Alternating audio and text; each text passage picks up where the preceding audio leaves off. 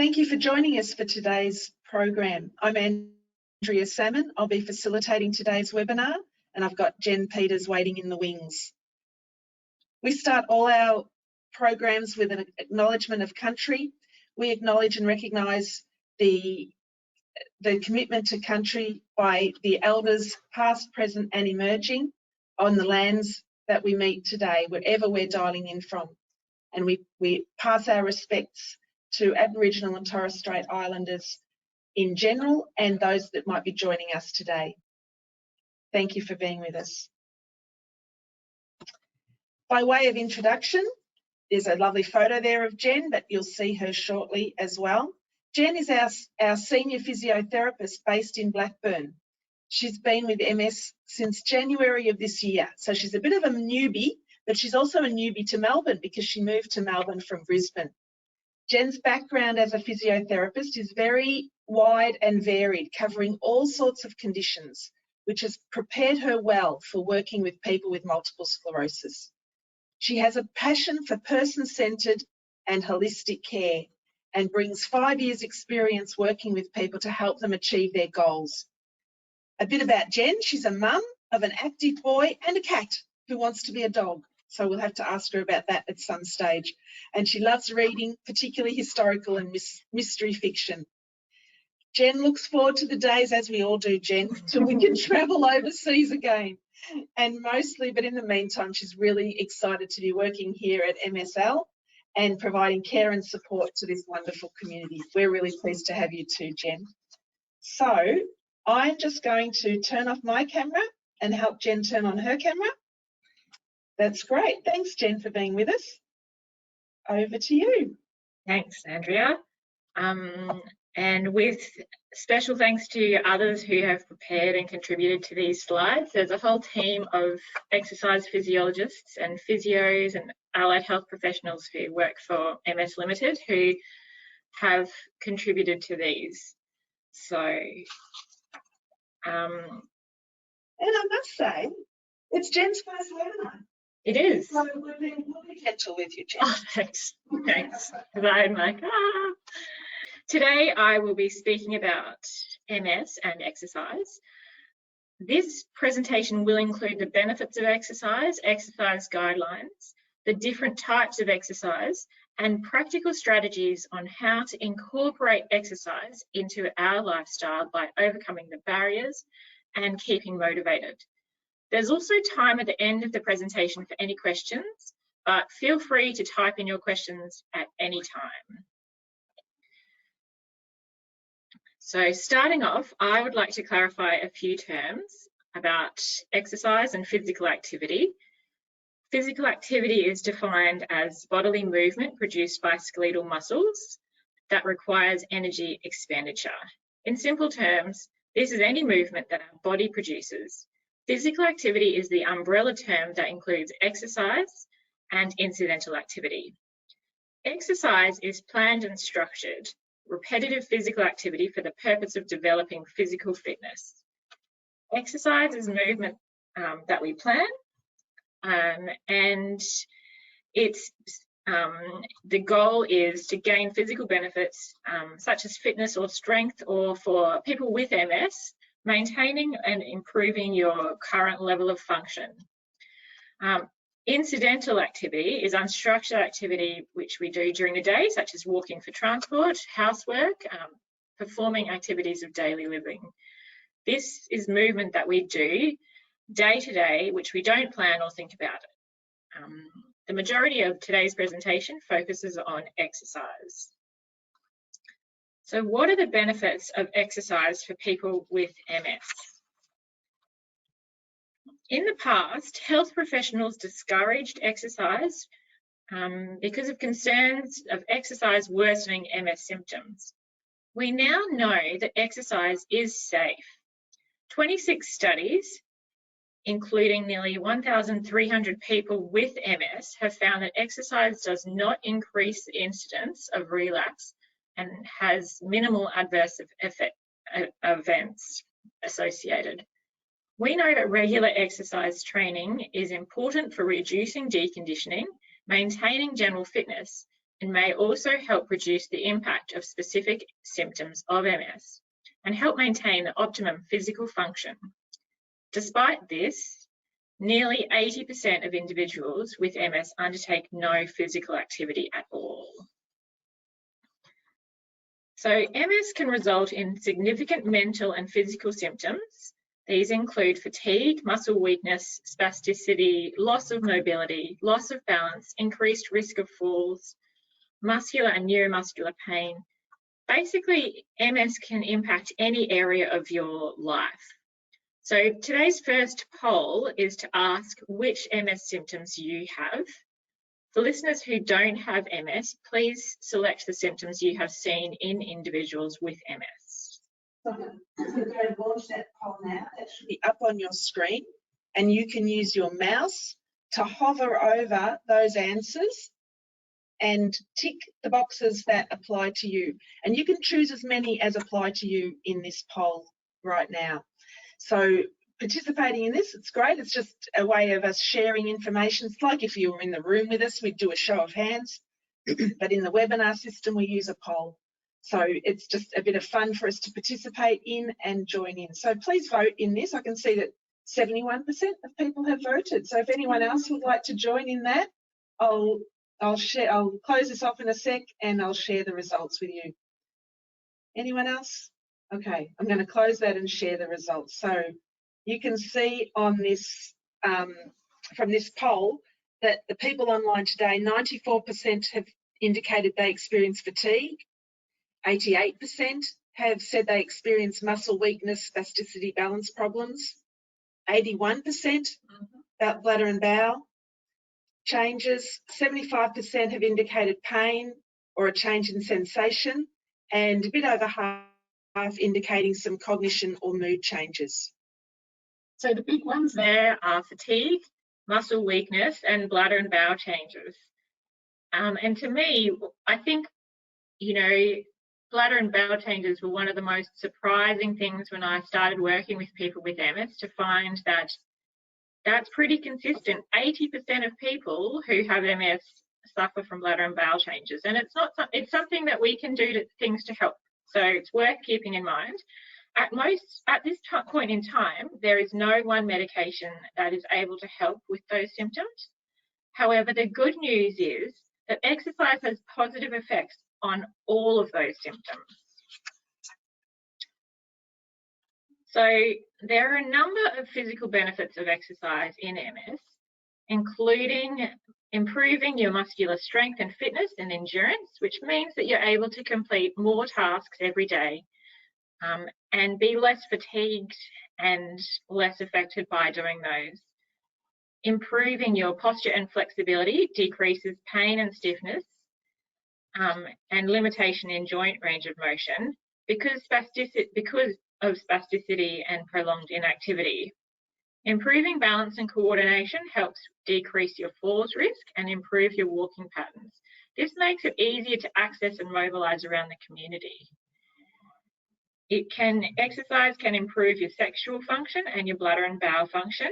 It improves bone health, which is important because treatments such as corticosteroids, also inactivity and menopause, increases the risk of reduced bone mineral density. And most importantly, it improves your recovery after a relapse. Individuals with MS who exercise regularly gain the same benefits as the general population of reducing the risk of secondary complications due to inactivity. This includes reducing the risk of cardiovascular disease, such as heart disease, stroke, and blood pressure, type 2 diabetes, metabolic syndromes, such as cancer and some cancers, such as colon, breast, and endometrial and lung cancers. Exercise is also important for reducing or maintaining weight, as well as maintaining and building strong bones and muscles. There are also psychological benefits of exercise, which include improved mood and sense of well-being, improving your sleep, which improves your alertness and your concentration during the day, and also improving sleep decreases fatigue and your cognitive fatigue. There is growing evidence that exercise can minimise disease progression and promote healthy myelin due to its anti-inflammatory properties. Because of symptoms like fatigue, these benefits may take time, but I assure you that many people tell me that over time things improve. So one of the benefits of exercise is the social benefits. With COVID settling down at the moment, well, arguably if you're in Queensland, it's not impacting our lives in Australia as much as it is overseas, for sure. And the social benefits of exercise are becoming more accessible to us. These include meeting new people and socialising, gaining support from others, being part of a team or a club, which develops a sense of belonging, and being able to be part of a specific group, which can mean shared experiences due to having something in common. Most importantly, the benefits of exercise, they are all about improving your quality of life. Exercise means we can live independently, enjoy being in the community with friends and family. We can work, complete tasks with less assistance, and complete more tasks without feeling fatigued before we start to feel fatigued. So, how much exercise should we be doing? Time for another poll. All right. So this one is a question that says, how much exercise are you currently doing?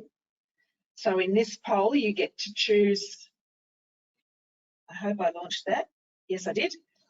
Just choose one answer. Maybe you're not exercising at all, or maybe you're exercising less than an hour a week, or perhaps 1 to 2 hours a week, 3 to 4 hours a week, or more than 5.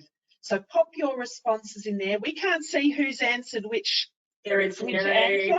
So, yep, no judgment, no judgment. And just a reminder that there is that question area in the control panel. If you've joined us since we did the housekeeping prior, looking for the little orange box with the white arrow to open up the control panel and being able to ask us questions anytime. So I'll close that off and I'll share the results.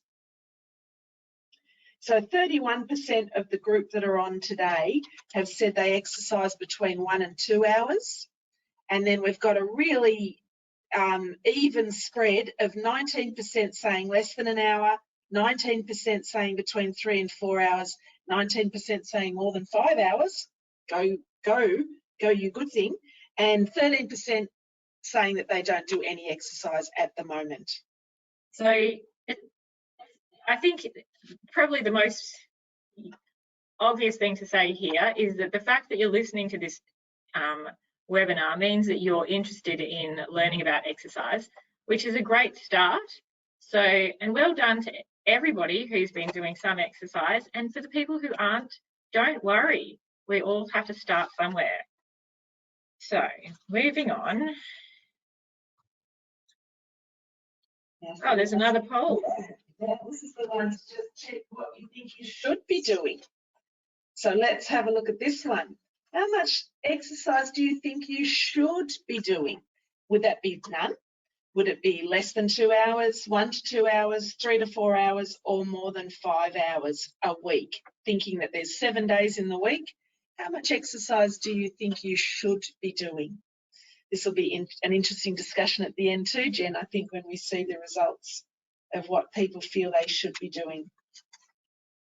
Thanks for joining in this poll. I'm going to close that and share the results. So people feel, so 56% of the people online today feel they should be doing 3 to 4 hours of exercise. 38% have chosen the more than 5 hours. Yep. And 6% have said maybe between 1 and 2 hours. Yeah, that's great. So I think that one thing to remember is that exercise is individual. There are definitely guidelines for what we can be doing, but exercise is individual, and how much you should do is individual to you. But there are guidelines, so let's have a talk about those. You can take I didn't say this earlier, grab your phone, or if you're not using your phone, and just take a screenshot of this slide because it tells us what the physical activity guidelines for adults in Australia, what the recommendations are. So physical activity, doing something is better than nothing is probably the most important thing.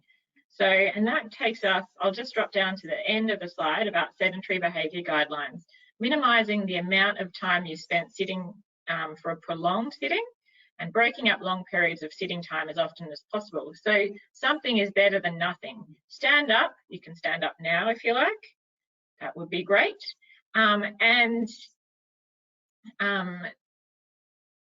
Getting off your chair and doing something. But we can be we're quite specific. The guidelines are specific about what we should be doing. So be active on most, preferably all days of the week, but I always recommend that people have a rest day at least once. Now, the guidelines say accumulate 2.5 to 5 hours of moderate intensity physical activity, or 75 minutes, which is just over an hour, to 2.5 hours of vigorous intensity physical activity, or the equivalent combination of both each week.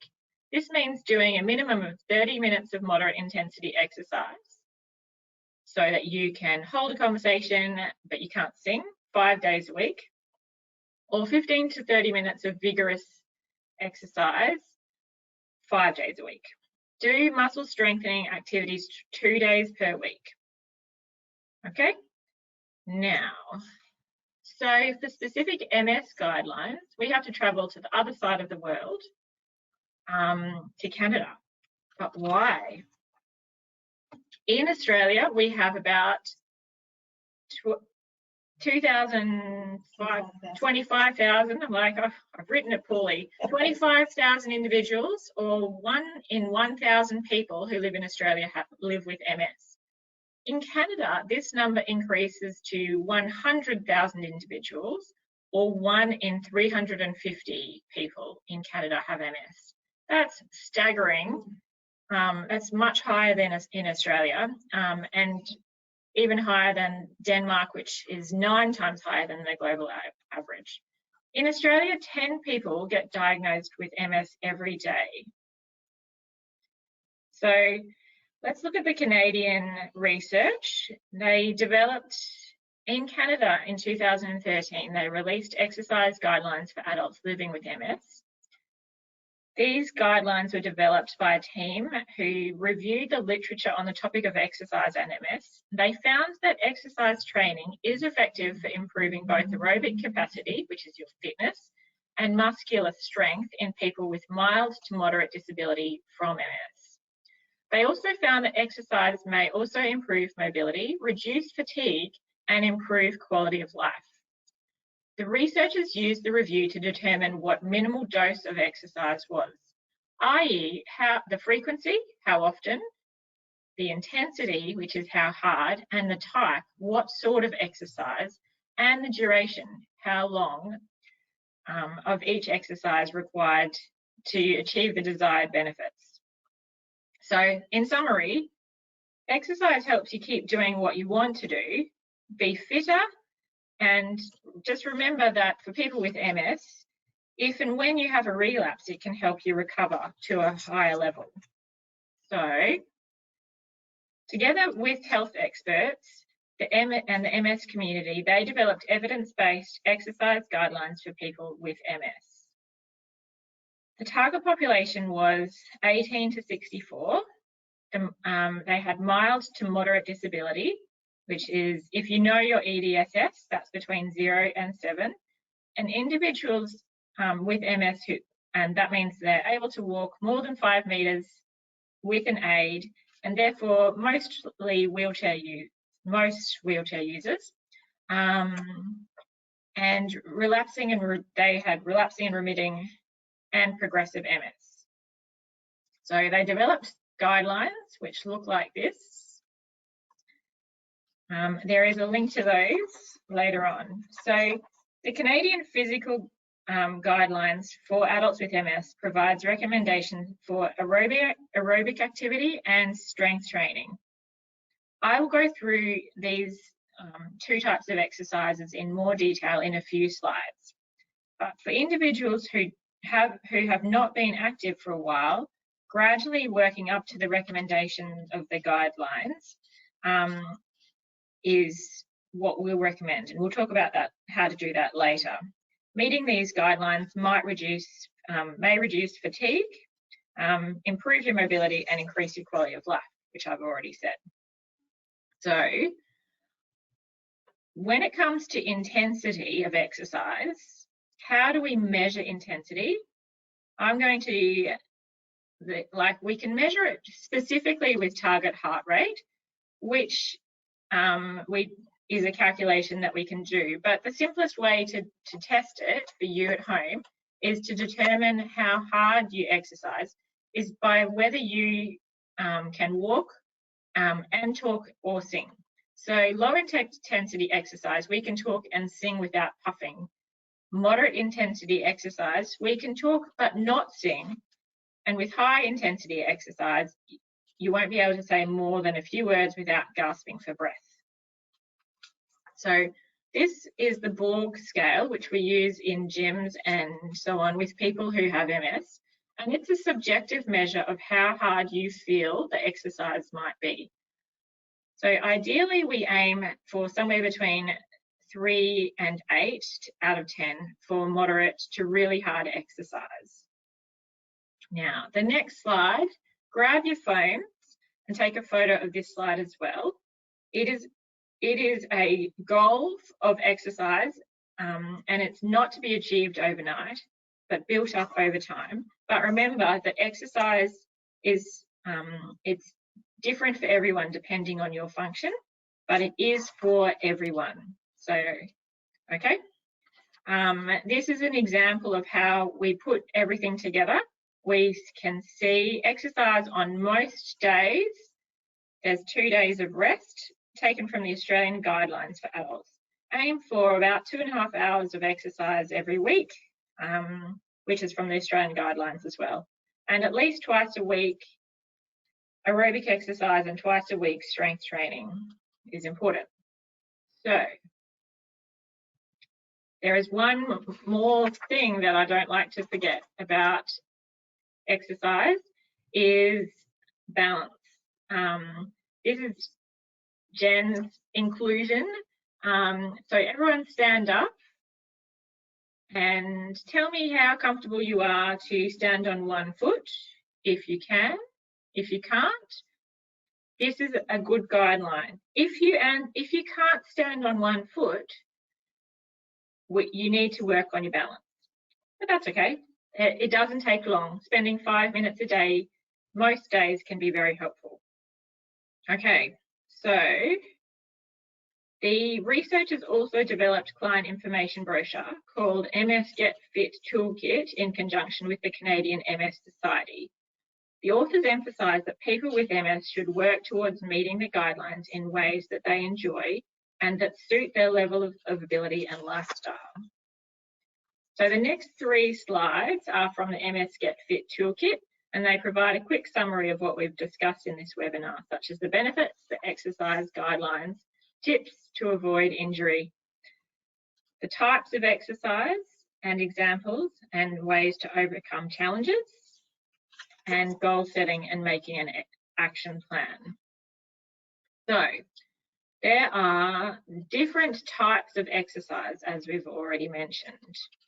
So 3 types of exercise, being incidental exercise, which is being active, strength training, which is more intensive and doing some weights and things like that, and cardio or aerobic exercise. Take a photo of this slide too to have a read of later, because it just gives you ideas of how you can do little things and include them in your every day in your day. So remember, strength or muscle building exercise we should be doing on 2 days a week on alternating days, so not 2 days in a row. And cardiovascular and fitness building we should be doing 2 to 5 times a week, but you get to have a rest occasionally. Jen, I found that slide particularly helpful. We often get asked, what's the benefit though? I'm doing housework, I'm moving around the house. So I found this slide really useful for thinking about the incidental exercise versus the intentional exercise. So that's great. I think, and you know, on things like housework and gardening, they're great for your balance. So it's not to be like, doing those things is not to be like ignored, not to be, you know, it is actually important for you to do it. Being intentional and going for a walk is probably also one of the best things that you can do. So ready to move on. So Tai Chi and yoga and Pilates are also very good exercise for your balance and your flexibility. So, and it's important to work on those things just to reduce your, reduce the effects of sedentary behaviour on things like spasticity and prevent pain and contractures in your joints. So, okay, now some practical considerations for exercise. Symptoms vary from person to person over time and therefore requires an individual plan. So exercise in a safe environment. To be effective, exercise needs to be performed regularly and at suitable intensity. So, which brings me just to one important point. Don't, like, I know I said to take a photo of that goal of exercise. Don't start going for 30-minute walks and doing 30-minute strength training stuff straight out. We start off less because exercise needs to be performed regularly. Otherwise, you won't be able to keep doing. If you go all out and do too much, you won't be able to come back and do it again tomorrow and the next day and next week. So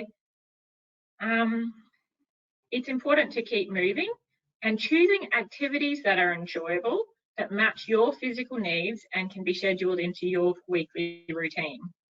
Quality, not quantity, with strengthening and balance exercise to achieve optimal results.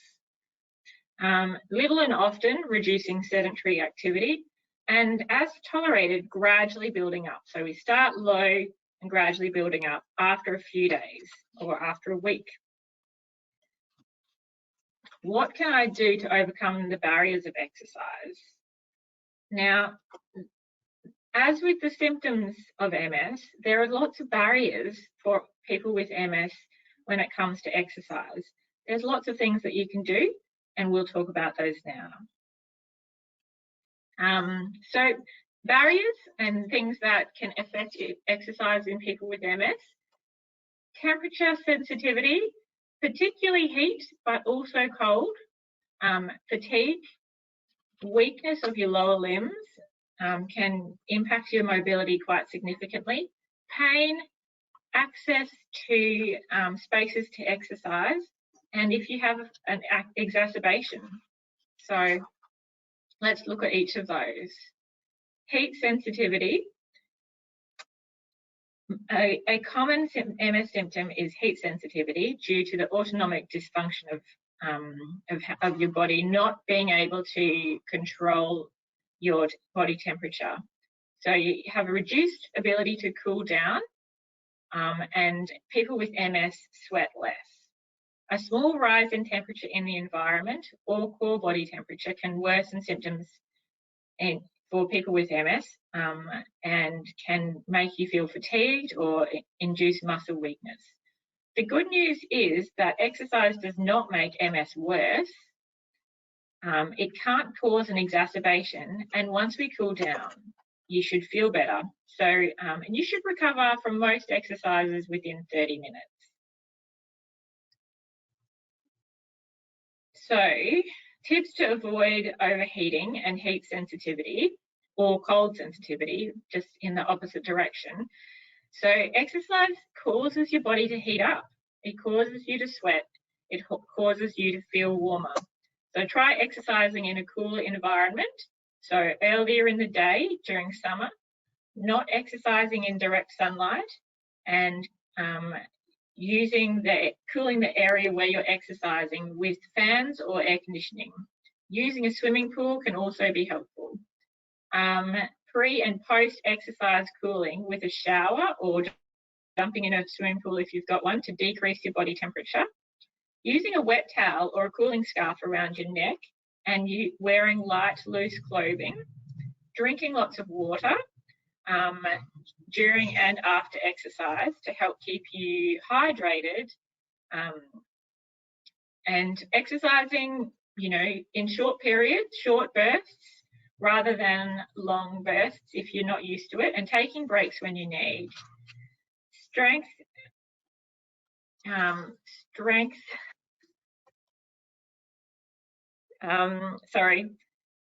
Disastrous messages. We're okay though. Strength programs may be tolerated better than cardiovascular fitness due to the lower heating effect on core body temperature, and if symptoms last longer than 60 minutes after exercise, consider reducing the intensity and duration of the session. So fatigue is a very common symptom with people with MS, with 75 to 95% of individuals with MS experiencing fatigue, and 50 to 60% of people report that as their worst symptom. Fatigue in MS is thought to result from different factors, partly caused by MS itself, known as primary fatigue, and partly caused by other factors, known as secondary fatigue. And that affects people with MS much more than people without MS. It is believed that primary fatigue is due to the interrupted nerve messages from the brain and spinal cord, which are damaged by demyelination. As a result, the body needs more energy to function, which leads to a buildup of fatigue. Secondary fatigue occurs from the effects of living with MS. For example, MS symptoms such as depression, pain, or sleep disturbance by spasm or incontinence can all make fatigue worse. Fatigue may also occur as an effect of medication or from inactivity, from stress, poor diet, or from an infection. Other medical conditions can also cause or worsen fatigue. Neuromuscular fatigue is related to failure of demyelinated fibers to conduct messages. You may find the ability to continue an activity suddenly diminishes or stops after a repetition. Usually this resolves with a short rest. It can be hard to exercise when you are fatigued.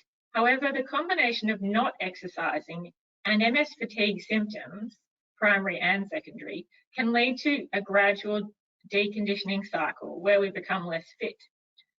When we are less fit, we need more energy and motivation to participate in exercise.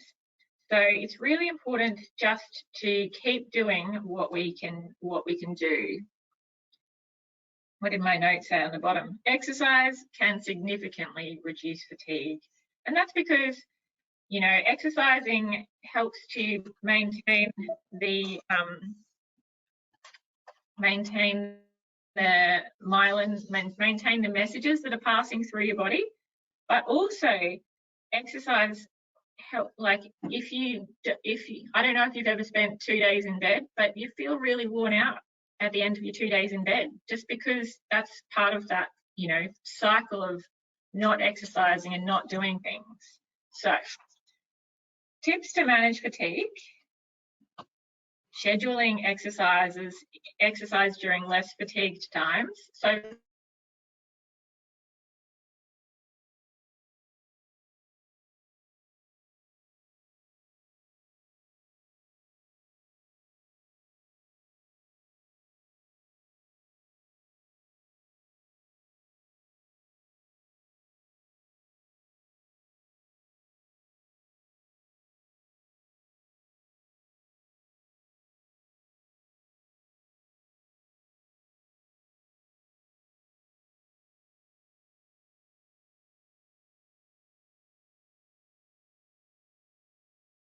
I'm just going up and down twice in a row so that they can build their strength rather than just going up the absolute minimum.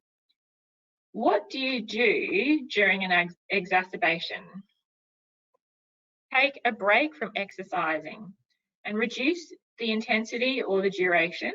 If you're still able to exercise a bit, still do some, but try a gentler form of exercise is another way to help.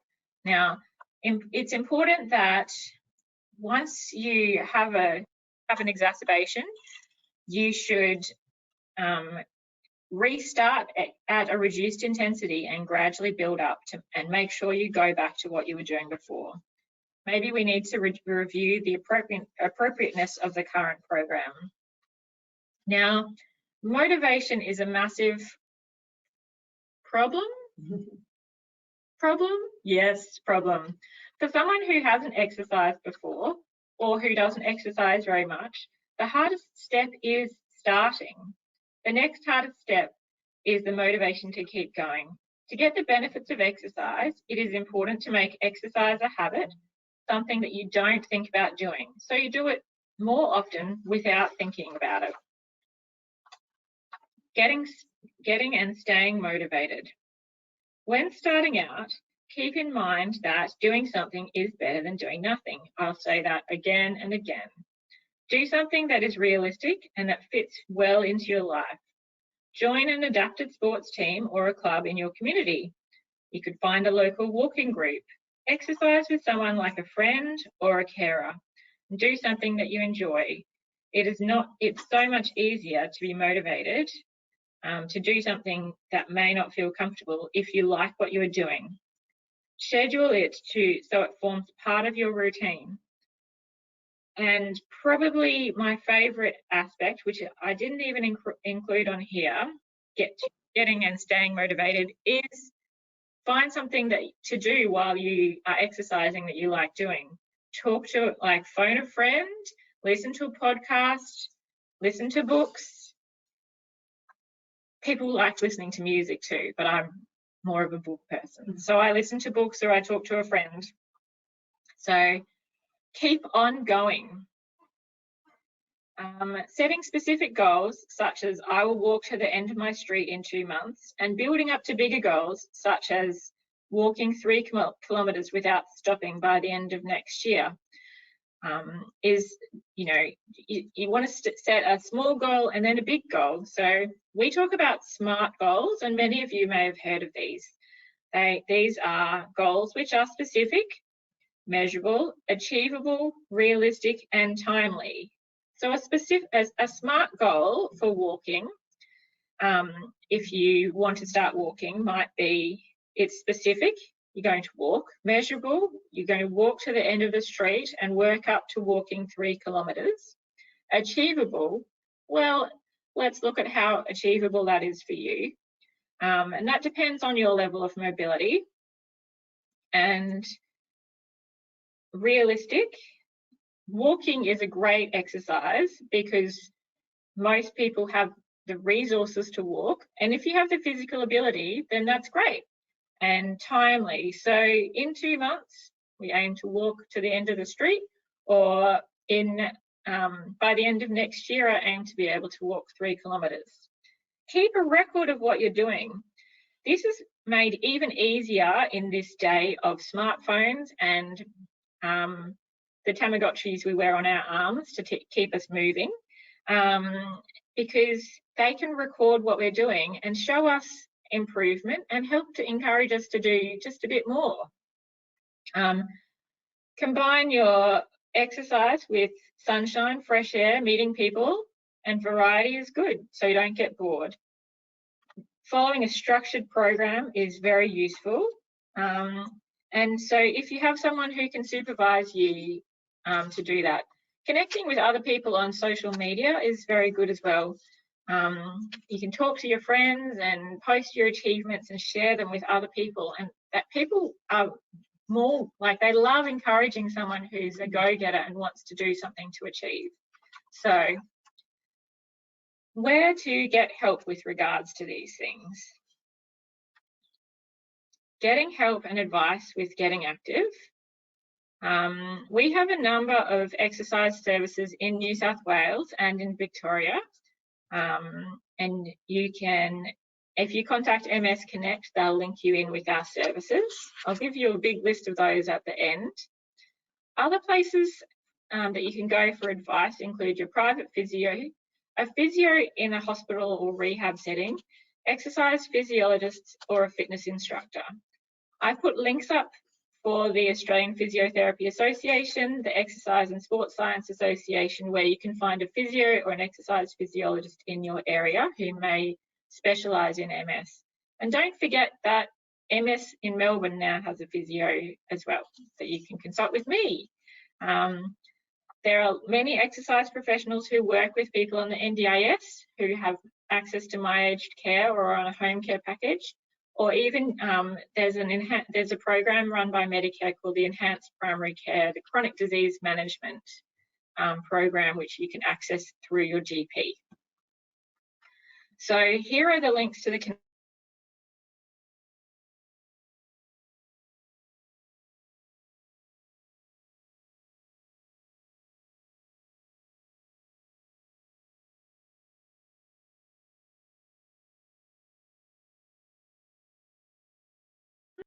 It might worsen them for half an hour. You might need to sit down and rest, but it won't bring on an exacerbation.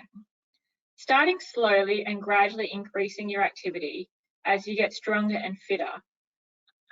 Everybody needs to start somewhere. And for some people, you know, that's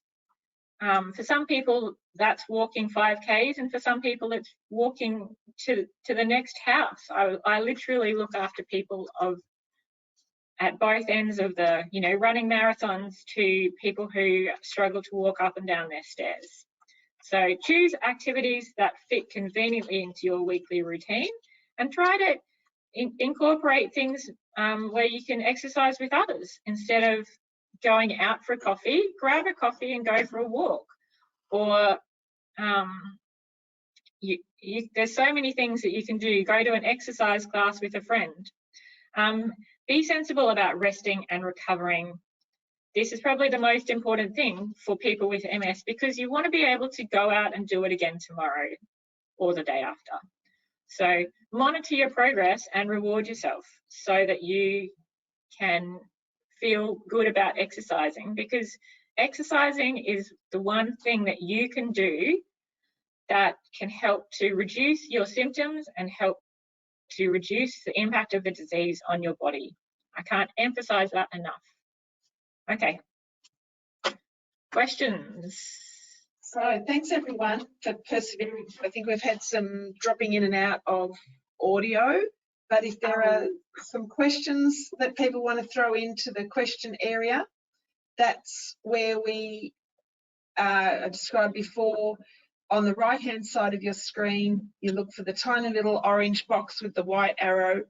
Click on that to open up your control panel. That allows you to find the question area. And I'll just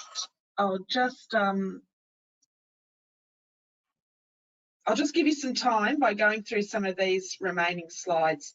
This is the service slide that Jen was referring to, and in your handout, you've got a list of all the different services that MSL offers, and we would encourage you to make the most of those. Tap into those services, whether it's connecting with an OT or a physio in the allied health space, whether it's getting support around your NDIS plan and support coordination, whether it's just calling and asking some questions to the MS Connect team, whether it's employment support or residential care, wellbeing and peer support, education and respite. There are a whole lot of services available for you to access. And now there's two slides there where they're explained in a little bit more detail, and I'll leave you to read those in your slides, in your handouts.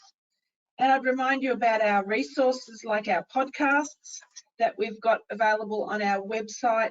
There's the In Touch newsletter. We have a very vast webinar library and some tools on the website as well that are interactive for you to get your own reports. So check those out. Let me go now and check if there have been any questions pop in.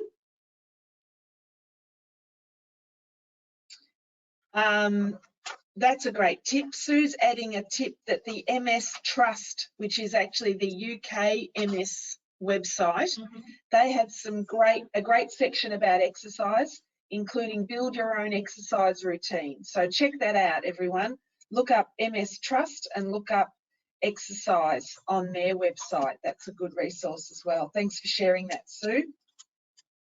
But there's no others. So I'm thinking that people are so motivated that they're heading out to do their exercise right now, Jen. That's why they're told about that. We should have, but that's okay. Daniel said everything was great, and he's glad that he's followed up most of this advice already, but it's also always good to learn new contacts that he'll follow up. That's great.